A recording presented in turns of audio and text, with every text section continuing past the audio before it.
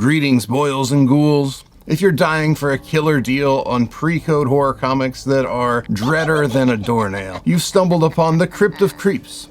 Tonight, we're skulking through the spine-chilling graveyard of comic books, hunting for tales that will make your spine tingle and your funny bone rattle. Back in the era when moralizing mummies and buzz-killing book burners tried to drain the life out of the comic book fiesta, we're resurrecting the pre-code horrors that had them all crackling with fear. Join yours truly, the sinister Swagglehaus and the maniacal maestro of automatic comics, Ryan, as we plunge headfirst into the wicked world of pre-code horror comics. We're resurrecting the unsung, undead, the spine-tingling stories that would make your granny's dentures chatter. So gather round, kiddies, as we unearth 3 hidden gems from the eerie minds of some of the most iconic creators of all time. It's time to dust off the tombstones and dance with the devil in the pale moonlight. Let the frightful festivities begin. All right, welcome back, everybody. We are now on our Undervalued pre-code horror comics series, and this again features our selected artists for 2023. My artist is Don Heck, and my first pick for an underrated pre-code book from him is this Weird Terror number 5. This, like I mentioned with my last book, Horrific, is one of the only 2 pre-code horror books that Don Heck really had notable work from, really any work at all outside of like some Atlas titles. You can, I'll just kind of riff off what Ryan said last time. You kind of notice some of the title branding is consistent. That's because Horrific and Weird Terror were both published by the same publisher, Comic Media. So for whatever reason, you know, they went in deep. Well, the reason's obvious. They liked selling comic books, and they had this guy, Don Heck, and they just turned him loose in the early 50s. This book came out in the summer of 1953. Again, you know, what a time to be alive, because everything was just crazy on the comic stands back then. And I have to say, this is a book that I hadn't really crossed my attention until I started working to put together this list, and I really like it now that I've kind of got to see it and become aware of it.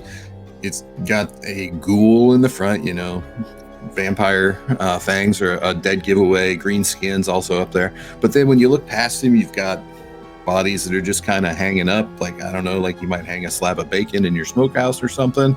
So this guy's just getting ready for the winter, putting away some grub, but yeah, it's just kind of an unsettling cover to me. I dig just kind of the unknown, the monsters. You know, you guys know that I'm big on the universal monsters and just kind of creatures to begin with. So I call this guy a ghoul. That's kind of the vibes I get from him.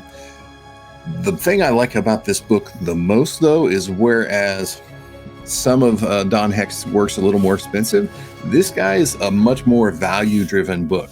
Our recent CGC sales, we've got a 3.0 that sold for just $400 back in the end of August.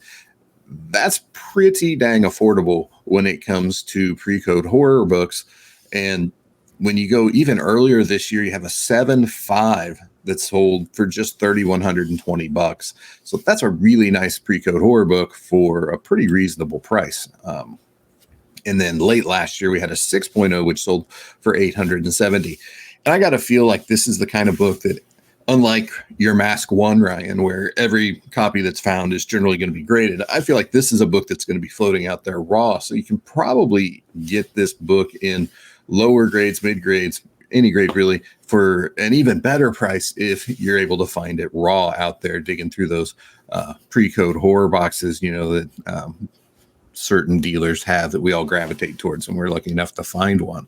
So I think this book has the chops to eventually be a B tier book, as people, maybe if Don Heck, you know, becomes the community's 37th favorite pre-code horror artist or whatever, and people start wanting to build stacks of Don Heck pre-code horror. I feel like this is one that is maybe a bit of a dark horse right now. So Mickey, what do you think about my underrated or undervalued pick here with Weird Terror number 5? I think this one's really cool for sure. I mean, it's funny, you know, people watching the video, our discussions before the video started is like, should we do underrated or undervalued? You know, we kind of use these terms interchangeably, But I feel like this book fits both of those sort of umbrella terms, because like you said, $400, a 3.0, it seems like a very, very affordable book to buy. I like a lot of the stuff going on here. You know, I've not spent too much time looking at this cover, you know, until now, until our video, but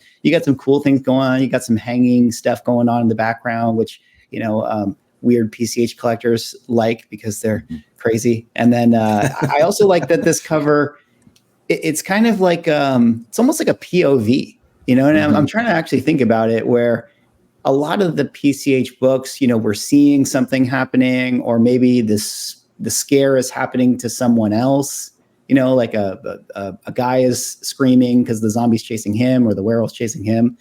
Where this one, you know, that ghoul is, it's after us, you know, it's after the camera, the POV. So I think that adds to your level of creepiness here.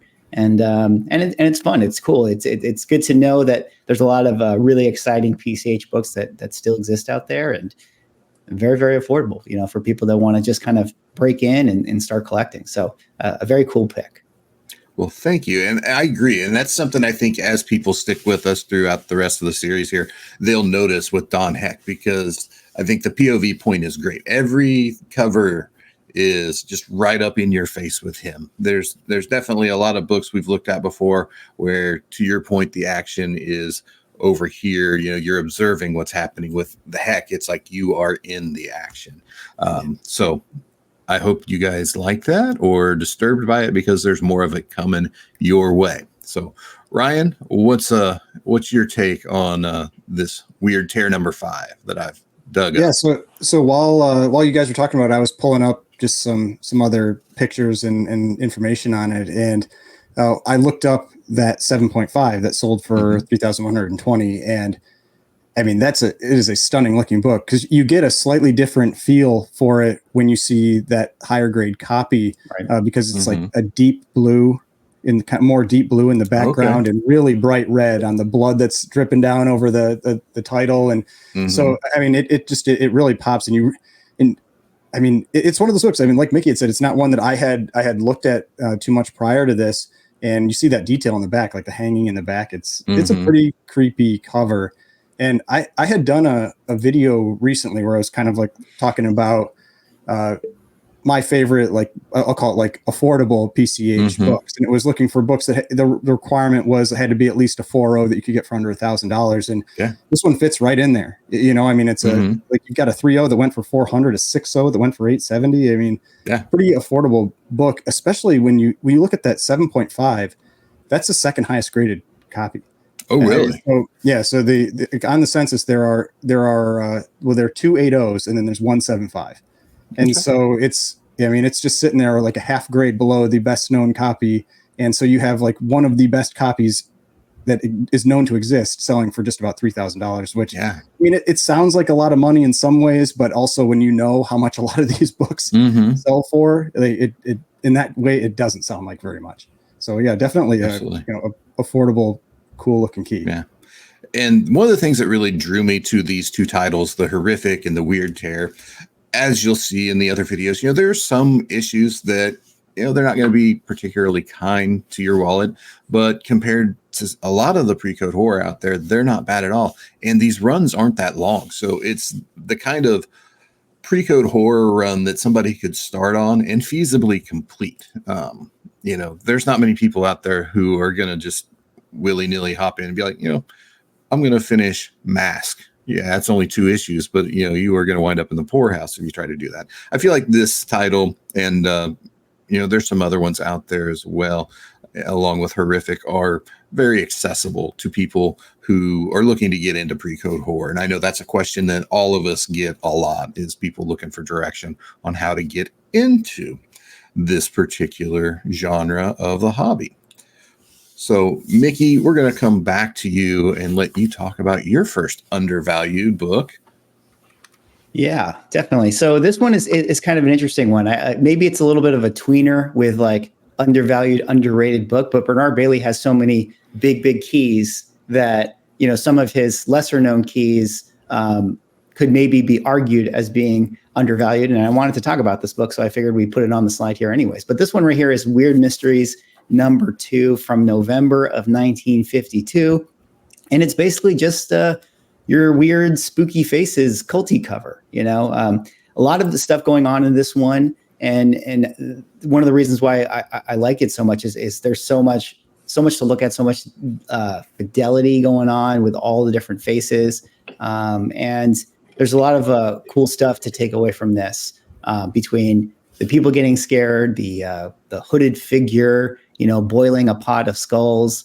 I think a lot of these, horror books that people really like is, how much of it can you, or how much time can you spend sort of like looking at a cover and finding new things and just really, really enjoying it, before, in theory, you ever open up the book or move on to the next book. And so I think that there's a lot of really, really cool stuff going on with this one. And Bernard Bailey did some really, really good faces overall. A lot of his big key books are, where you see a close up of a face and there's some level of detail in there. And here you're getting a lot of faces, which is kind of fun. But this one, only 60 universal copies on the census. And one of the reasons why I kind of justify it as being, maybe it's an undervalued book, is that, the buy-in price at the 1.5 was only $432 for that. So that doesn't seem too bad of a price to get into the club. Now, it was a really low grade copy, and I'm sure Ryan will be able to tell us about blacks and stuff with these types of covers. But $432 to own a book that is great. Is really not too bad. When you get to the 5.5, it definitely jumps up, at $33.60. And then the 8.0 is, I believe, is the highest price ever paid for this book at $9,200. But, even at that $9,200 level, compared to some of his other keys, that's, funny enough, not that bad of a number to be paying for some of his books. But Weird Mysteries 2 was kind of my first Bernard Bailey undervalued book. I don't know if either of you guys have thoughts on this one. Well, I guess for me, it was actually, this was one of the books that I had put on my 10, pre-code horror books that, were good value under $1,000. Now, the thing was, right after I made that video, a 4.5 sold for like 1,700. So it kind of, it's one of those things where I'm like, I don't know if I influenced this. You pumping the market. Ryan is pumping the market on this book. He's got 800 copies in his comic book box. All, like the other 59 are, I've got them right here. Yeah. So, but yeah, no, it's one of those things. Like I talked about this in that video. I love black background covers. Like they just, they make pre-code horror covers pop. It just, something about it. It does. And it's funny. Like I was looking at this one just while you were talking. I've owned this book, and I, for some reason, had not noticed the two faces on the top corners. Oh, yeah. I had always been focused on, the faces coming out of the cauldron and the woman, running away, kind of like screaming. I had never really noticed those behind there. And it's like the whole cover has got stuff going on. It is, it's like he put a lot of time. You can tell he put a lot of time into this. Yeah. And you had mentioned, the details on the faces. That's one of the things that I always really like with certain covers. I mean, like that Dynamic Comics #8, where you can tell that they didn't just like copy and paste a skull, around there just to make it, like a scary or a horror cover. They, he spent time making each one of these unique, and that really makes that an exceptional book. Yeah, I agree. And I'm glad you pointed out those two faces up at the top, because the one particularly right over the WE, I really kind of like.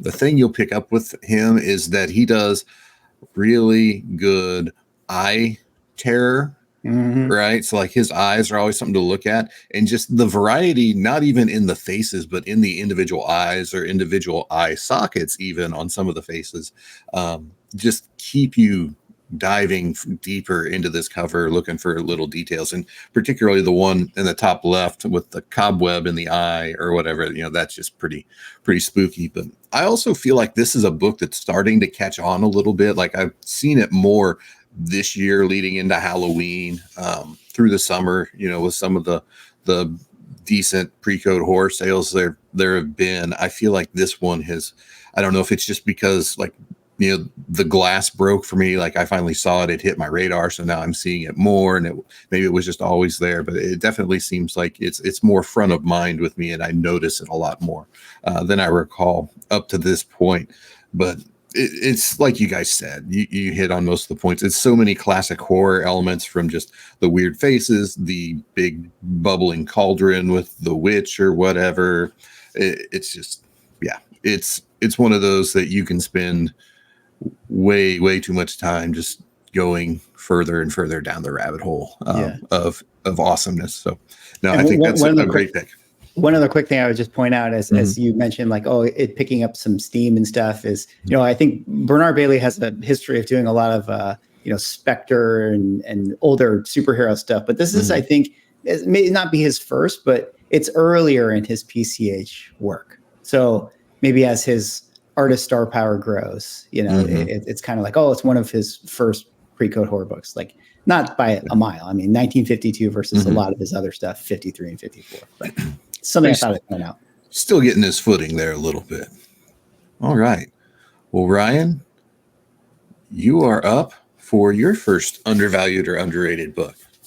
Yeah, so I did pull this one from my other video, and it's because I think that this book is extremely affordable for what it is. I mean, we've got L.B. Cole here. That was the artist that I was talking about for my pick. And the thing that that really catches me with this one is it's got, we were just talking about with the last book where somebody's creating unique faces all over the place. This one has the same face over and over and over again. Yeah.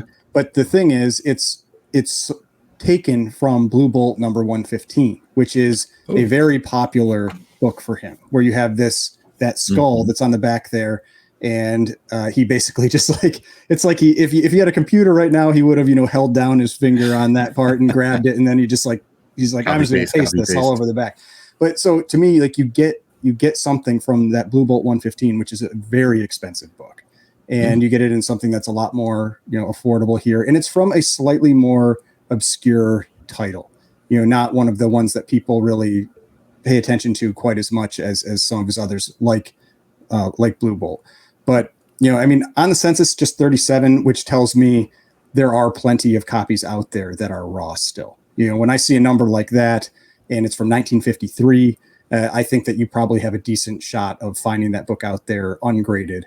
And even graded, it's not all that expensive. I mean, a 4.0 in last year going for $550, and yeah, you've got a 9.0 that went for $6,600, but that's the second highest graded copy that's out there. There's one 9.2, that's above it that is never sold, and that 9.0 was a Northford pedigree. I mean, it's a pedigree copy and everything, and so you get the second highest graded copy for $6,600, and you've got that cool skull in the background. I mean, to me, it's a pretty good value for an L.B. Cole book that has that iconic skull on it. Yeah, absolutely. I think you're right. I mean, I'm familiar with the what is it again? The Blue Bolt one, right? That has Blue Bolt 115. Yep. Yeah, that skull on it. So it is cool that you kind of get to be sort of associated with that book, with this book, and maybe he was just sort of building out a world, or it's a reoccurring character. That's how you have to think of it, which is pretty cool. And it's fun with this type of book too, because we talked about some of his other books that have such a sort of trippy, out of this world kind of look, and this one kind of gives me a little more of that EC feel, where there's a little bit of kitschiness to it in a way that I personally like, where you have the guy walking into the room and he's a little spooked out of what's going on, and I always find that really, really fun. I mean, so I like this L.B. Cole cover as like a different tone for him as well, but I think in a good way. Still has all of his, color palette and skull designs and all that stuff, but something a little different from him as well, which I think is nice. Yeah, I agree. I'd never made the link between that Blue Bolt and this, so I think that's really cool. And we've kind of alluded to it up to this point, and I'm going to go deeper on it later on, but these guys were churning out so much material that, there's lots of different situations in pre-code horror where you can find little things like this. So learning about a new one where we're just borrowing from here to use there, to just continually meet deadlines that were coming in hot and fast is interesting to me. So And I talked about this in the iconic, the last iconic video on your channel, Drew, where like this one is from that later period where it's under Star Publications. This is when L.B. Cole is creating a lot of covers. And so he has a lot to do, and he's just like, I got to get this thing done. I got time for a background, paste. Exactly. But it's not just cheap and fast. There are definitely books out there you can point to. It's like, yeah, they just mailed that in. This still, it's got its own uniqueness to it, because it's almost like you're walking through the door, but it's almost like you're walking into a different dimension or something, because you don't walk into a room and it's just a skull all over the place like that. It's I think a good example of more clean PCH, because it's still disturbing with the skull and everything, but we're not pulling body parts out of other body parts or cutting heads off or anything. It's kind of I think it fits the title. It's suspenseful. It's like you don't really know what the heck is going on. So if I was a kid, Mickey, you don't win this PCH friends with salad. True. Yeah. It's I just feel like if I was a kid, I would want to pick this book up and be like, okay, this is weird. What's actually beyond the door? This is a story I would want to read. I would judge the book by its cover and judge it worthy of my 10 cents. So I like this book. I think that's a good pick. For sure. All right. Well, anybody have any other commentary they want to throw in on this one? Nope. All right. We'll go ahead and wrap up Volume 1 or Part 1 of the Undervalued, Underrated Pre-Code Horror books for 2023.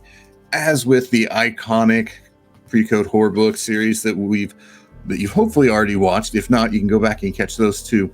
This is part 1 of a 3-part series. Each of us have a piece of this series on our channel. So you get part 1 here at Como Comic Books. You're going to get part 2 at Automatic Comics channel. And then over at Swagglehaus's channel, you will find part 3, where each of us talk about additional pre-code horror comics that are undervalued or underrated from our chosen artists for this year. I hope you will follow the links down in the description and join us over there. We'll see you in the next one. Be sure to check out the rest of our conversation on Swagglehaus and Automatic Comics' videos. There's 6 more undervalued pre-code horror books to cover. So grab the bowl of Halloween candy, get comfortable on the couch, and let's keep the PCH talk going. Check the description below for links to those other undervalued pre-code horror comic videos. Collect responsibly, and I'll see you in the next video.